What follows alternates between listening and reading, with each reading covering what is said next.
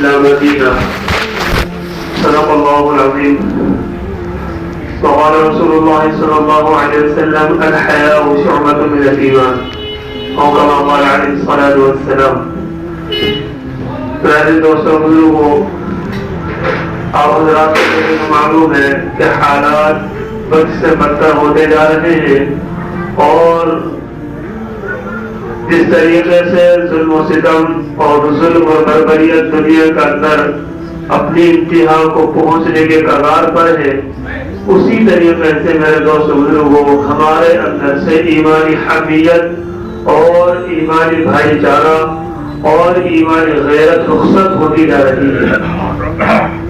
دنیا اس طرف تو ظلم و ستم پر اور ظلم و بربریت کے پہاڑ توڑ رہی ہے اور ہم اپنے ایمان کے جنازے نکالتے ہوئے نظر آ رہے ہیں، اپنے ایمان کو کھوتے ہوئے نظر آ رہے ہیں اور سنتوں کے اور شریعت کے جنازے نکالتے ہوئے نظر آ رہے ہیں.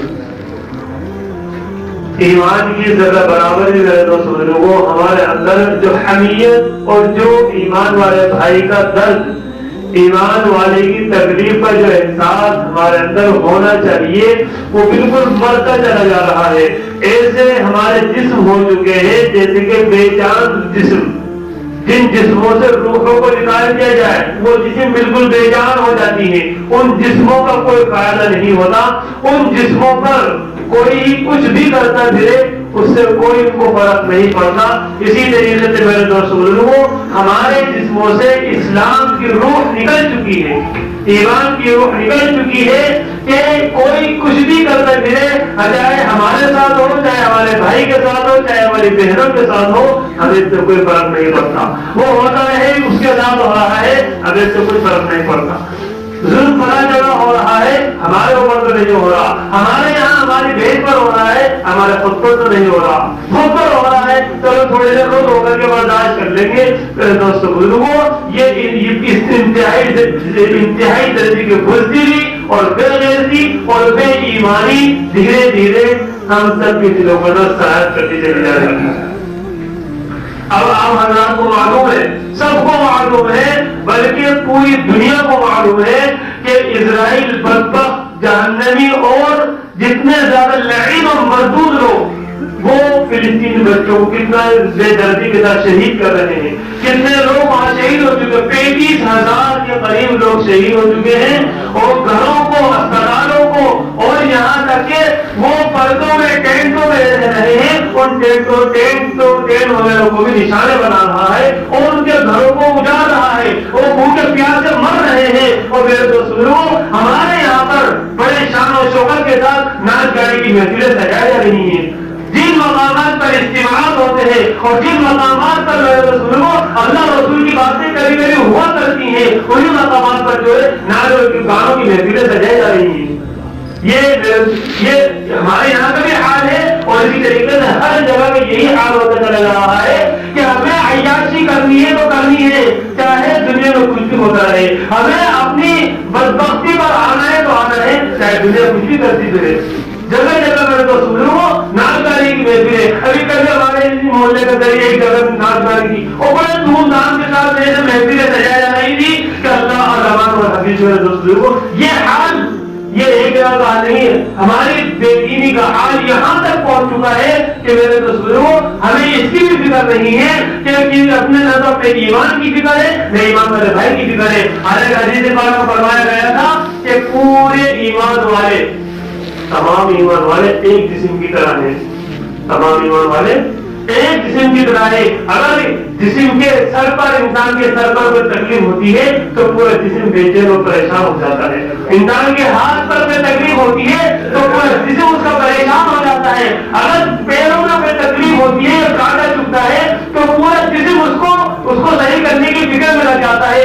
جسم کے کسی بھی حصے کے اندر کوئی تکلیف پہنچتی ہے انسان اس کو صحیح کرنے کے لیے اور اس کی تکلیف کی وجہ سے پورا جسم پریشان ہو جاتا ہے. میرے دوستوں ہماری حمیت اور ہماری ایمانی حمیت کہاں چلی گئی؟ اس کے بارے میں اللہ کے نبی نے فرمایا تھا کہ تمام ایمان والے ایک جسم کی طرح ہیں. تو میرے دوستوں کتنے ایمان والوں کو بے دردی سے ستایا جا رہا ہے، بے دردی سے مارا جا رہا ہے. ہم اللہ کے سامنے ہاتھ اٹھا کر ان کے لیے دعا کرنے کے بجائے یہاں عیاشیاں کرتے تھے، ہاتھ اٹھا کر ان کے لیے دعا کرنے کے بجائے مکاری کرتے تھے، ہاتھ اٹھا کر ان کے لیے دعا کرنے کے بجائے اللہ کو ان کے لیے خیر ان کے لیے بھلائی مانگنے کے بجائے ہم اپنی عیاشیوں کے اندر، اپنے عیش کے اندر، اپنی ناجائز تعلقات کے اندر، اپنی ناجائز محبتوں کے اندر پڑتے تھے.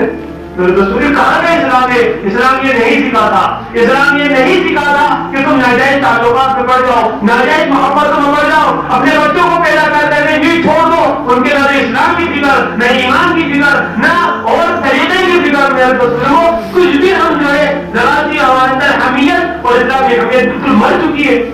ایک بچی جو میرے دوست ایک بچی ایمان والی ہے، ایمان والی بچی اسکول پڑھنے کے لیے یا ایمان والی بچی اپنے اس کو اسکول کی جو ٹیچر وغیرہ سے پڑھنے کے لیے جاتی ہے، کوچنگ سینٹر جاتی ہے. تو میرے دوست کہاں ملتا ہے کوچنگ سینٹر؟ ایمان والی بچی کے لیے، لڑکی کے لیے جماعتوں میں جاتے ہیں کہ اللہ کے راستے میں ان کو نکالا جاتا ہے. اس کے لیے بھی بڑی پابندی ہے کہ کسی نام محرم کے ساتھ بغیر، کسی محرم کے بغیر، اپنے گھر کے کسی فرد کے بغیر، کاٹنے کے بغیر اس کو اللہ کے راستے میں بھی نہیں بھیجا جائے. یہ میرے دوستوں ہمارا ایمان کی ہم نے کہاں تک اسے دروازہ نکال دیا کہ ہم اپنی بچی کو، اپنی بہن کو، اپنی بیٹی کو غیر ایمان والے کی گود میں اس کو بھیج رہے ہیں اور کوچنگ سینٹر کے نام پر وہ وہاں پر کیا کر رہی ہے، کیا عیاشی کر رہی ہے، کیا مکاری کر رہی ہے، ہمیں چپر بھی کر رہی ہے. اس کا گناہ ان کے اوپر نہیں ہے، اس کا گناہ ہمارے سر ہوگا. وہ گربان ہمارا کر کے پکڑے گی کہ اللہ اس نے میرے کو کوچنگ کے نام پر اور دنیا کی پڑھائی کے نام پر اس نے میرے کو غیروں کے بھروسے پر چھوڑ دیا تھا، میرے کو جہنم میں پکڑ کے لے جائے گی. ایک عورت 4 زنیوں کو جہنم میں لے کر کے جائے گی. ایک عورت جب اس کو جہنم کا فیصلہ ہوگا تو وہ کہے گی کہ ابھی رکیے، میرے بھائی کو، میرے باپ کو جو ہے سب سے پہلے جہنم میں لے کے جاؤں گی. کہ کیوں؟ کہ میرا باپ مجھے غلط کام کرتے ہوئے دیکھتا رہا، کبھی اس نے میرے کو نہیں ٹوکا، کبھی میرے کو اس نے نہیں روکا، اسلام کے خلاف میں کام کرتی رہی، اس نے ایسی جگہوں پر میرے کو بھیجا جس کی وجہ سے میرا ایمان غارت ہو گیا، میرا اسلام غارت ہو گیا. اس کی وجہ سے وہ اللہ تعالیٰ کہیں گے اس کو بھی جہنم میں لے جا. اور کہیں گے کہ اللہ تعالیٰ ابھی نہیں، ابھی تو اور ہے، کہ میرا شوہر ہے، میرے شوہر دیوس بنا بیٹھا رہا کہ یہ اپنے دوستوں کو بلاتا تھا کہ یہ تو تیرا بھائی کی طرح ہے، یہ میرا بھائی ہے، اس سے کہیں گا پردہ کر رہی ہے، یہ تیرا ہمارا جو خاص آدمی ہے، کوئی بچنے کی ضرورت نہیں ہے، کہ سامنے آ جاؤ، ایسی کوئی دقت نہیں ہے. کہ اللہ تعالیٰ اس نے اس طریقے سے میرے کو جو ہے بے پردہ گھمایا پھرا، اس کو بھی جو ہے جہنم میں لے کر کے جاؤں گی، اس کو بھی جہنم کا فیصلہ کر دیا جائے گا. اور کہیں گے یہ جو ہے میرا بیٹا ہے، یہ میرا بیٹا میرے کو غلط کام کرتے ہوئے دیکھا کرتا تھا، جتنے بھی جو چیز مجھے معلوم تھی اس کو معلوم تھا اور اس نے میرے کو غلط کام سے نہیں روکا، اس کو میں جہنم میں لے کر کے جاؤں گی. یہ بیٹا کو بھی جہنم میں لے جائے گی، بھائی بھی جہنم میں اور بیٹا بھی جہنم میں اور باپ بھی جہنم میں اور شوہر بھی جہنم کا. 4 آدمیوں کو ایک عورت جہنم میں لے کر کے یقین طور پر جائے گی اگر ان 4 سے کسی نے بھی اس عورت کی فکر نہیں کی. باپ نے اپنی بچی کی فکر نہیں کی، بھائی نے اپنی بہن کی فکر نہیں کی، اور شوہر نے اپنی بیوی کی فکر نہیں کی، اور بیٹے نے اپنی ماں کی اگر فکر نہیں کی، اپنے ایمان کو اور ان کے ایمان کو بچانے کی فکر نہیں کی. تو میرے دوست بزرگوں یہی ہمیں جہنم کے لے جانے کا ذریعہ بن جائیں گی. اگر میرے دوست بزرگوں ہم اپنے عیاشیوں کے اندر، اپنے نشوں کے اندر پڑے رہے، اپنی گوٹ کے اندر اور اپنے دوستوں کے اندر گھومنے کے اندر پھیرے پڑتے رہے اور گھومتے رہے تو میرے دوست یہی حال ہوگا جیسے کہ آئے دن نئے واقعات پیش آ رہے ہیں اور ایمان والے اپنے ایمان سے ہاتھ دھو رہی ہیں، رو بھی رہے اور تو بھی رہیے. میرے دوست اس لیے ہمیں چاہیے کہ ہم اپنے ایمان کی فکر کریں اور ایمان کی اسلام کی نالج اور جانکاری اس کو اپنے جب تک ہم میرے دوست مکمل طور پر اسلام کی نالج ہمارے اندر نہیں آ جائے اس وقت تک ہم علماء سے اور اسلامی کتابوں سے بالکل دور نہ ہو بلکہ ہم میرا آج کل بہت زیادہ سہولتیں موجود ہیں. اگر کوئی اسلام سیکھنا چاہے، ایمان سیکھنا چاہے، کئی طریقے اور کئی سہولتیں ہیں، اگر کوئی سیکھنا تو چاہے وہ سیکھے تو صحیح. اس لیے میرا ہمیں چاہیے کہ اپنے ایمان کی ہم فکر کریں اور اسلام کو بچانے کی ہم فکر کریں. اور اسی طریقے سے میرا ایک بہت زیادہ کمزوری جو پائی جا رہی ہے وہ ہے بچوں کی بہت پریشانی نہ کرنا.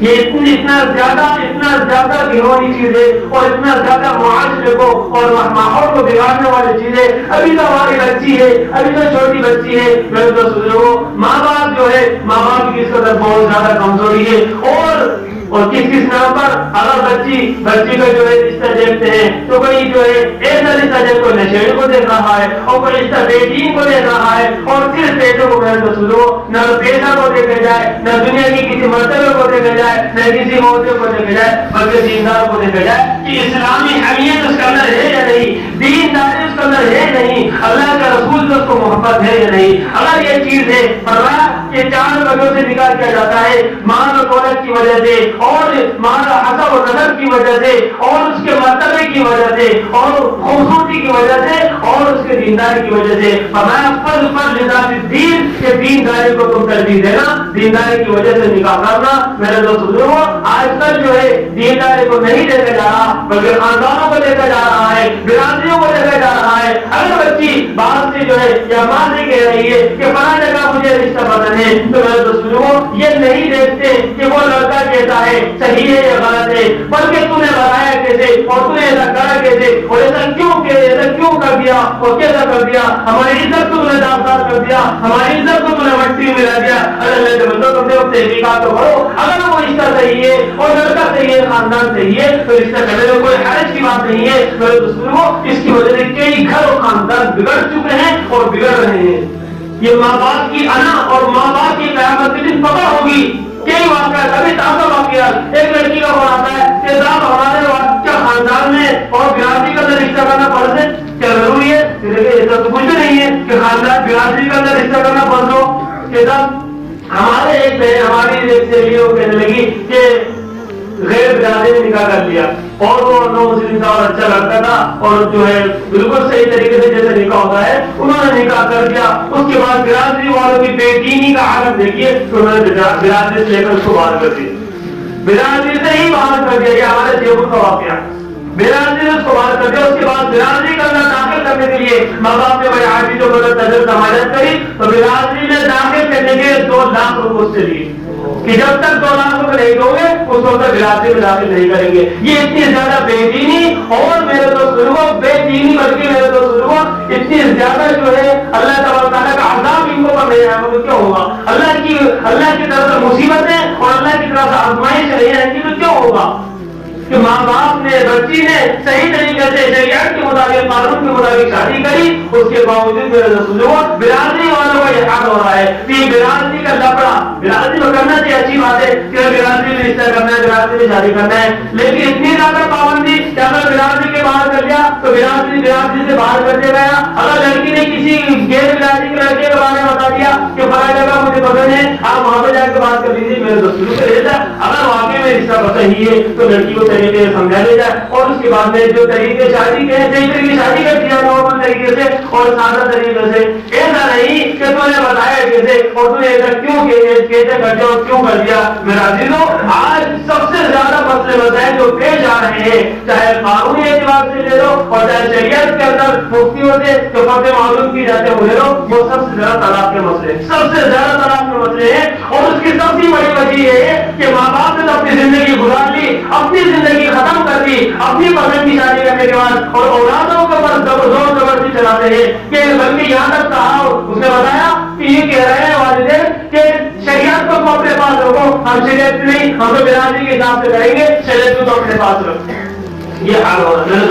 ان کا ایمان کہاں چلے گا, ایمانی اہمیت کہاں چلی گئی؟ پھر ایسے لوگوں پر اللہ کا عذاب نہیں آئے گا تو کیوں ہوگا؟ اس لیے میرے عزیزوں ہمیں چاہیے کہ سب سے پہلے بچوں کی بالغ ہونے کے بعد جو ہے رشتہ تلاش کریں اور جلدی سے جلدی جو ہے ان کی سادہ طریقے سے شادی کر دی جائے. اگر میرے عزیزوں ٹائم پر اور وقت پر شادی ہو جائے گی, وقت پر رشتہ تلاش کر لیا جائے گا اور وقت پر ان کو ودا کر دیا جائے گا اور وقت پر ان کو یہ پتا رہے گا, ان کے دماغ میں یہ رہے گا کہ فلاں جگہ پہ میری شادی کر, مجھے شادی کرنے فلاں جگہ شادی ہوگی, تو وہ الٹی غلط جگہوں پر منہ نہیں ماریں گے وہ غلط جگہ غلط باتوں پر نہیں جائیں گے. اس لیے میرا دلوں اگر کہیں ایسا ہو بچے اور بچے نابالغ ہو چکے ہیں تو ایسا نہیں کہ ابھی تو بچی ہے میرے تو بزرگوں ہمارے بچپنے کے زمانے میں ماں باپ جو ہے کسی کے 50 سال کسی کے 60 سال ہوا ہے وہ اپنے بچپنے کے زمانے کو آج کل کے بچپنے کے زمانے کے بچوں کو سمجھ رہے ہیں. اس زمانے میں 20 سال کا بچے کو یہ سمجھ نہیں ہوتی تھی کہ شادی کے بعد کرنا کیا ہوتا ہے, کیا کیا جاتا ہے, ان کو یہ سمجھ نہیں ہوتی تھی. وہ پوچھا کرتے تھے بڑے بوڑھوں سے, اپنے والدین سے کہ بہن کی شادی تو ہو رہی ہے, اب کریں گے کیا شادی کے بعد. آج میرے دوستوں کو 10 سال کا بچہ سب 10 سال کے بچے کو سب پتا ہوتا ہے کہ شادی کے بعد کیا ہوگا. تو میرے دوستوں کو ہم ذرا اپنے دماغ پہ زور ڈالے کہ جب بچہ ان چیزوں پر پہلے اتنی عیاشیاں اور اتنی زیادہ بے پردگی پھیل گئی ہے تو بچوں کی وقت پر شادی کیوں نہیں کی جا رہی.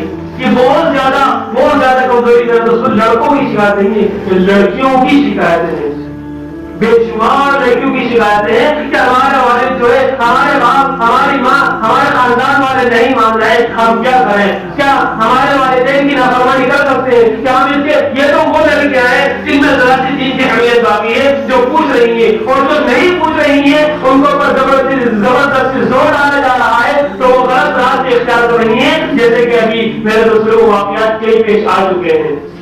لیٹسٹ واقعہ کہ میری ماں کے ساتھ بن گئی اور جو ہے باقی بھی شادی کرنا ہے, تعلقات قائم ہو رہے ہیں, شادی ہو گئی ہے کہیں اور شادی کے بعد میں نئے تعلقات قائم کر رہے ہیں. اس کی وجہ کیا ہے؟ اس کی وجہ صرف اور صرف ماں باپ کی تربیت ہے.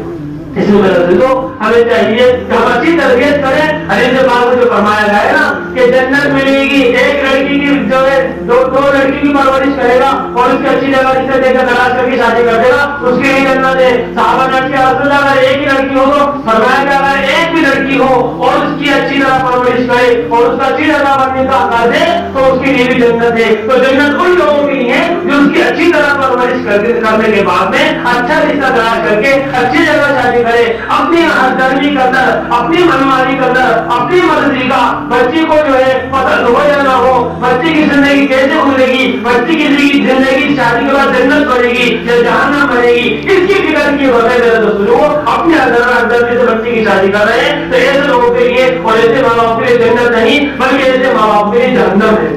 اس لیے ہمیں چاہیے کہ بچوں کی پسند اور ناپسند کا ہم تھوڑا خیال کریں, اور ایک ہی جگہ پر بچی بھی بتا رہی ہے تو اگر واقعی میں صحیح رشتہ ہے تو اس کو وہی کر دیا جائے, اور اگر غلط ہے تو اس کو طریقے سے پیار محبت سے اور عزت کے ساتھ سمجھایا جائے. اگر عزت دار ہوگی اور صحیح طریقے سے سکھائی ہوگی تو انشاءاللہ وہ سمجھ جائے گی اور جو ہے ماں باپ کی بات مان کر کے وہ تو آنا ہی پیش آ چکے. کئی واقعات ہے کہ ایک لڑکی کا ایسا ہوا کہ لڑکے نے کہا کہ پڑھنے کا مجھے شادی کرنی ہے, تو باپ نے کہا کہ بیٹا تیرا رشتہ تو طے ہوا ہوا ہے. تو اس نے کہا کہ نہیں مجھے تو پڑھنے کا پسند ہے. تو باپ نے ڈائریکٹ کھول لیا لڑکی کہ بتا نمبر بتا کرے کیا نمبر ہے. تو اس نے نمبر بتایا اور لڑکے سے بات کری. لڑکے سے بات کرنے کے بعد میں اس نے باپ نے کہا کہ بیٹا تجھے اگر پسند ہے تو اپنے ماں باپ کو لے کر کے رشتہ لے کر کے طریقے سے ہمارے گھر کو آ جاؤ, ہم آپ کو یہ جواب دے دیں کہ بتا دیں جو بھی لڑکی ہوگی جو بھی کرنا ہے. اس کے بعد وہ دن تھا اس لڑکے نے لڑکی کے جو نمبر سے بلاک کر دیے, بالکل بلیک لسٹ بنا دیا اور بلاک کر دیا. اور آج تک کوئی بنے آیا اس لڑکی کا آج 2 بچے ہیں اور ماں باپ کی پسند سے کی شادی ہوئی. لڑکی کے سامنے آ گئی کہ یہ لوگ استعمال کرنے والے ہیں اور یوز کر کے چھوڑنے والے ہیں. میرے دوستوں اس کی شادی ہو گئی اور اچھا رشتہ اس کا ملا اور اچھی جگہ کی شادی ہو گئی. تو ایسے ایک دو واقعہ نہیں, اگر ماں باپ سمجھداری سے آج کے دور میں ایسے ماں باپ موجود ہیں جو سمجھدار ہیں اور سمجھداری سے کام لے رہے ہیں. اگر ہم بھی سمجھداری سے کام لیں گے تو انشاءاللہ یہ جو غلط واقعات پیش آ رہے ہیں انشاءاللہ یہ پیش نہیں رہیں گے. اللہ تعالیٰ ہم سب کو سمجھ کی توفیق نصیب فرمائے.